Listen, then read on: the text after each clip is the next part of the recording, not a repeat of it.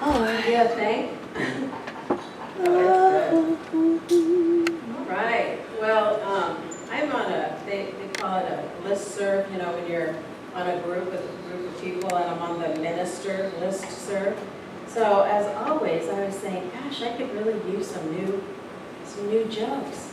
So Rev Bev, of all people, she was my former art nose Rev Bev.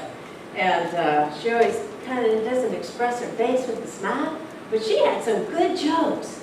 So anyway, let's see, where is it? Oh, that was over. Okay. Oh, this is, I've read this before, but I still like this joke. Okay. So two old friends cross paths after not seeing one another for almost a decade. Utkarsh says, "What are you doing these days?" And Sparsh says, "PhD. Wow, you're a doctor?" "No, pizza home delivery." That's good.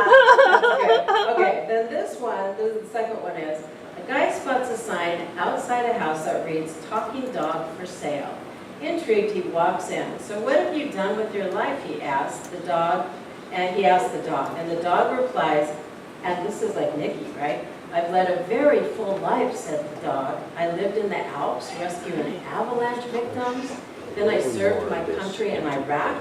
And now I spend my days reading to the residents of a retirement home." The guy is flabbergasted. He asks the dog's owner, why on earth would you want to get rid of an incredible dog like that? The owner says, "Because he's a liar. He never did any of that."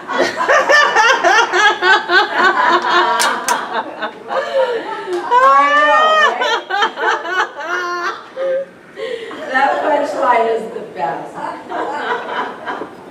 It's so great. Well, you know, we'll pick, Roxy, I'll pick a talk title, you know, like, I don't know, Monday or Tuesday usually. Yeah. And so I picked The Joy of, oh no, what was it? I choose Love, Joy, and Yes. And I thought, okay, so I can take any one of those. And I watched, I like to watch people and their life stories, and I watched Lionel Richie. And I don't know if you know his story. I don't know his story. I must have been a kid when he was with the Commodores and all that. So how many years ago is that? Long time ago, right? Do you guys all know his story? I know, it's fascinating. Well, what's great about, you know, listening to some of these people, God always gets snuck in there somehow, okay? So he was raised at a black university. So he said he was in kind of a bubble, and he didn't know about all of the strife going on out in the other world. And his mom and dad would just kind of feed him a little information and not really tell him what was going on. So when he did get out into the world, he saw all of what was going on and what was happening, you know, and it woke him up, and it was incredible. But what he said is that he was when he was a little kid and he was going to school, they said, you know, well, we think that Lionel has a problem. And the parents said, well, what do you mean? He said, well, he's too sensitive. And being too sensitive meant for him, he said, I would get like information from the other side. And I thought, well, that's cool, but they thought that was a problem. So his intuition and his gut was always talking to him, but he didn't know that that gift was going to change him until later, and that it was going to come in the most profound way. So he said he ended up going to college, and he was going to become an Episcopalian minister, priest. Like, you know, they could get married, right? You know that. Yeah, Episcopalians can, which I think is pretty cool. Anyway, so he said as he was in college and he's at the university, and you know, and he brought his guitar, and some guy from this group says, the Commodores, he says, hey, you know, there's this talent show, let's go ahead and do it. You've got your guitar. And Lionel says, I didn't know how to drum but a few, you know, bars, but he says, hey, I could do that. That's all they ever used anyway in most of those songs. So he ended up in this group. And what they didn't know is that they used this talent show, the upperclassmen, to make fun of the lowerclassmen. But what they didn't know, the upperclassmen, is that the Commodores blew them away. And from that point on, you know, they went out and they started touring and going on the road. And eventually, they got the notice of Motown. And what is it? Gosh, his name just went out of my head. What's his name? No. Berry Gordy. Berry Gordy, absolutely. I said the Berry part right. Oh, you did. Anyway, so Berry Gordy, if you've seen him probably recently. He's on some of the music shows and he plays the mentor and, you know, he does that. But at that time, you know already that was at Motown, right? Supremes, Smokey Robinson, you know, all those people. And what he said is that, you know, he could not read music or write music. And his grandmother was a classical pianist and taught that. So he could not get it, but he could memorize her finger movements and play it back. I know, that's right. And they also said he had ADD. Well, obviously, he had other gifts. And so, you know, they were trying to say there was something wrong with the guy. And as we know, there's nothing wrong with the guy. So anyway, he said he eventually, you know, they thought, oh, we got it going on, you know, we're at Motown. And he said, you know, we were doing so great. And then we realized we were like the low man on the totem pole because there was all this incredible talent there. And it took him, he said, about 5 years, which I think is nothing to make it, yeah. And they started touring and they started making money. And his dad said, you're going to work in a band, you're going to play in a band. What did he call him? He says, you're going to be, what did he call him? He said, you're going to be on the street, you're never going to make it. This is his father. And you're just going to be a beatnik. I think they called him that at that time, right? And so, and just a total loser. And so he says 5 years later he walked in and showed his dad his $1 million check. And his dad changed his tune. Yes. So one of the things that he was sharing is that you have to just be true to who you are. Because God in your spirit is always saying, hey, you know what, you're fabulous, right like you are, and I really love you. And so that's what it was about with him. And he ended up, I guess as they were touring and they were getting more popular, and he wasn't the lead singer of the Commodores, and he did not start the group. Did you know that? Yes. Okay. So eventually he started writing songs. He would see little Stevie Wonder just compose in the moment and sing off the cuff. Smokey Robinson did the same thing. He used to say to people, do you hear songs in your head? And people would go, what are you talking about?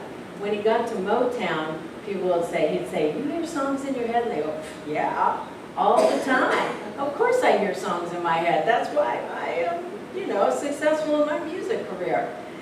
So after a while, he started downloading, and he said Spirit just really started giving him all of these gorgeous songs.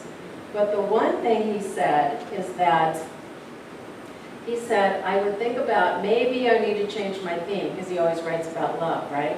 And he said, love is it. Love is it.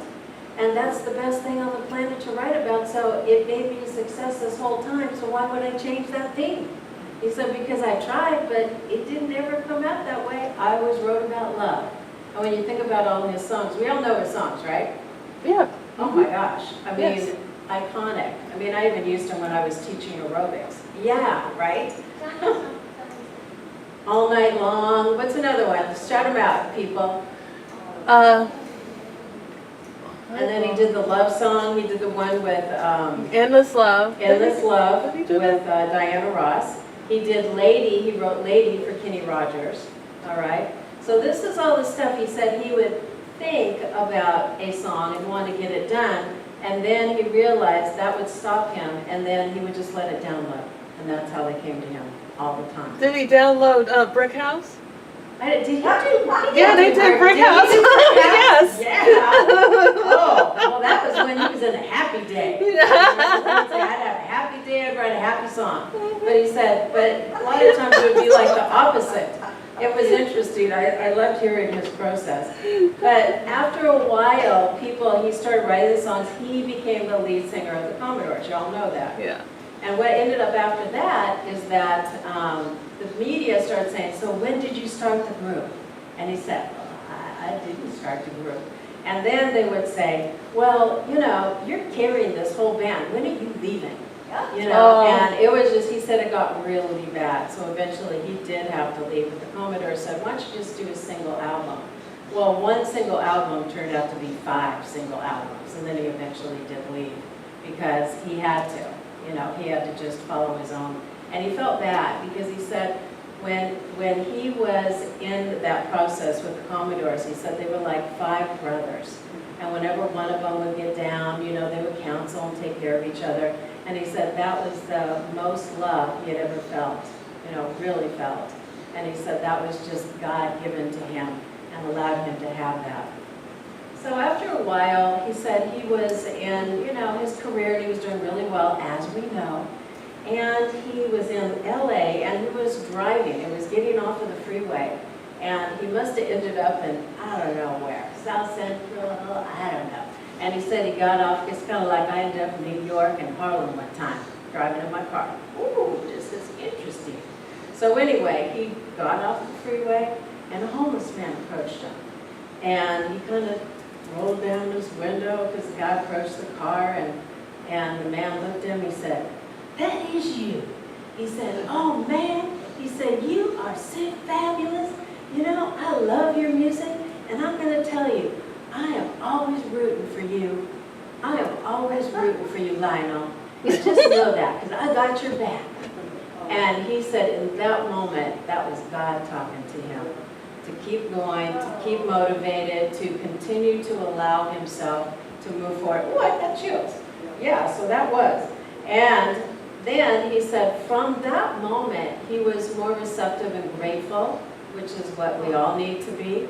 And he got a call from Harry Belafonte. And you know what he ended up doing is they wrote together Michael Jackson, "We Are the World." Remember how that was? Yes. Okay, so that was for the famine relief around the world. They showed a clip of everybody in there. It was Huey Lewis, it was Cyndi Lauper, it was every single person that was a big name at that time signed on board to that project. And he was thinking, oh, we'll make a couple million. He said they made millions off of that song. It was around the world, people were singing it. He said, that's how God used me and allowed me to bring that forward. And I thought, wow, isn't that incredible? I just love that because, you know what, we're used so beautifully. And sometimes we don't realize how we're used, but we just allow ourselves, yeah? And then we feel great about it. That was the first song that was really like that. Yeah, it was heart opening, and it got people around the world to connect together. So he said he had a bunch of minister friends at that time, and one friend called him up and he said, you know, I know you didn't become a priest, but he said, you're doing your missionary work right now, and that song was really it. And I loved hearing that because, you know, it really gave him, you know, the catalyst to keep moving forward. And then after that, you know, he said there's a period of time when you're super successful, and then you're going to have a downturn. And the downturn will happen, or you'll just crash and burn, because you've had this huge success, you've had drugs and women or men, as the case may be, and it doesn't matter. And he said after a while, there's just a point where people can't manage it. And he said the hardest job is to be able to handle the success and to handle in a productive way and not to go down and become a drug addict, not to become crazy. And he said that really is the hardest part of being successful. So he said he had to take himself out for a period of time. He got a nodule on his throat. Did you know about this? And they had to operate on his throat. He didn't know if he could ever sing again. His dad got sick at the same time with a debilitating disease.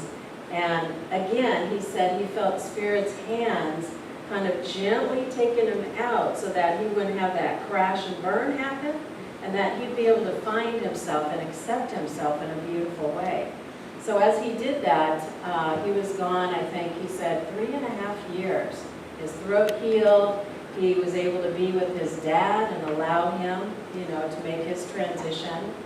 And he felt like that was really his soul guiding him and directing him in that time period. So he said Oh, Easy Like Sunday Morning. Who wrote that? Yeah, that's my favorite. Yeah, Yes. that's a beautiful, we should have one of these guys singing, right? Mhm. So anyway, part of it is that, he had he must have had a lot of trust and faith. He didn't say that, but you could tell by his story. So his trust and faith in order to move himself forward is really what did it for him. So I was reading about trust and faith, and I'm going to grab something really quick because I found a great website, and I found some information. These people are out of, I think, Australia, and it is awesome because what they do is write and write this information, and they blog, and they do classes and all kinds of things, and they call them Loner Wolf, and talk about spiritual awakening. So it says, when you're having trust and faith and you want to develop your intuition, he said, here's what it feels like in your body. So EJ was saying, he says, I feel it in my body. They're saying if some feeling feels heavy and dark, that's fear. Emotionally charged, I need to do this, oh my gosh, or what's going to happen? Vague, it makes you feel frustrated, overwhelmed, confused, or anxious. You guys resonate with this? That's fear. And it causes you to ruminate and get lost in cycles of thought. Anybody ever go there before?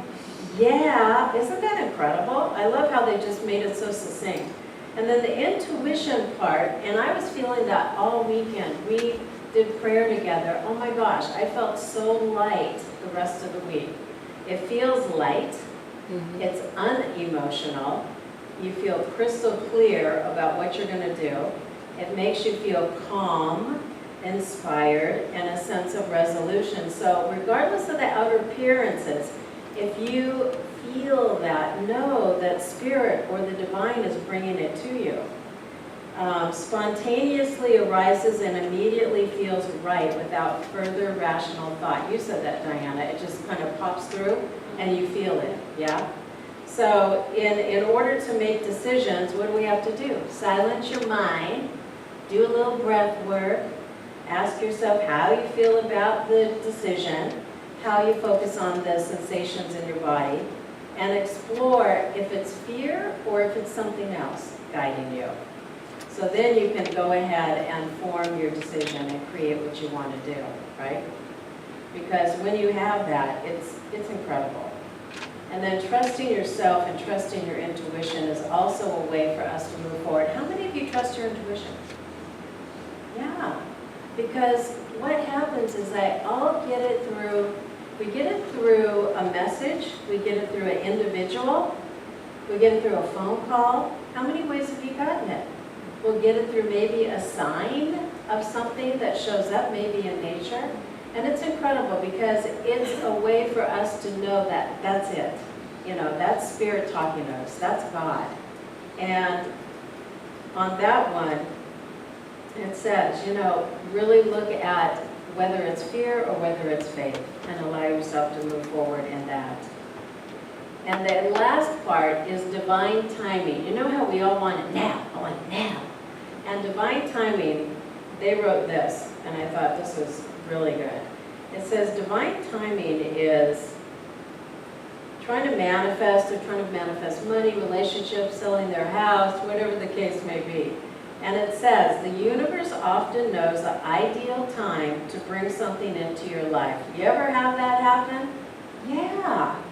And then the problem is our earthly ego isn't privy to this divine timeline and can get frustrated when something takes longer than expected. Boy, do I resonate with that.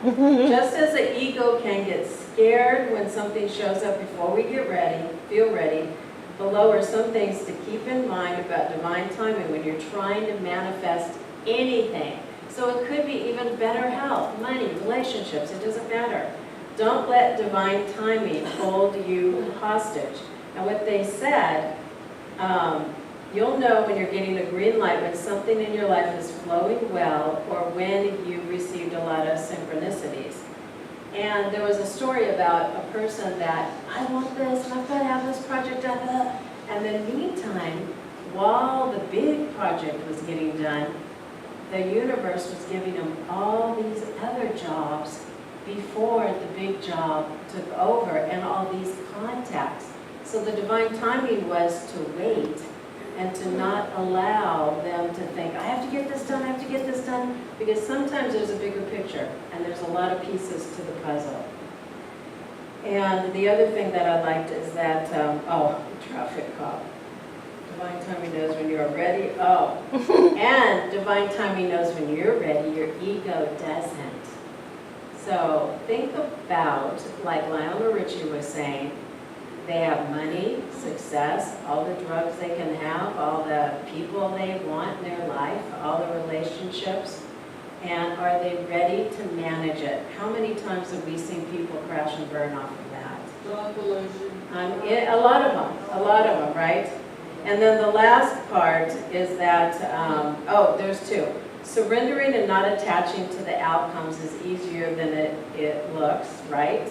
So sometimes we say in Science of Mind, you do the prayer, you say it, and you let it go. And then you allow it to happen. And then the last part, and I like this the best, divine timing reinforces that the universe cares for you. So the divine timing is the universe or God saying, I love you, my beloved, as you always say, dear Lynn, and that I will make sure that all the pieces are put together in the most profound and beautiful way for you. Isn't that the truth? Would you repeat that sentence? So the one that she said, surrendering, blah, blah, blah. Divine timing reinforces that the universe cares for you. Isn't that the truth? It is. And when you get it, it's so gorgeous. So let's see. Let me close out with an affirmation. What do you want to affirm, everybody? You want to create a little collective one?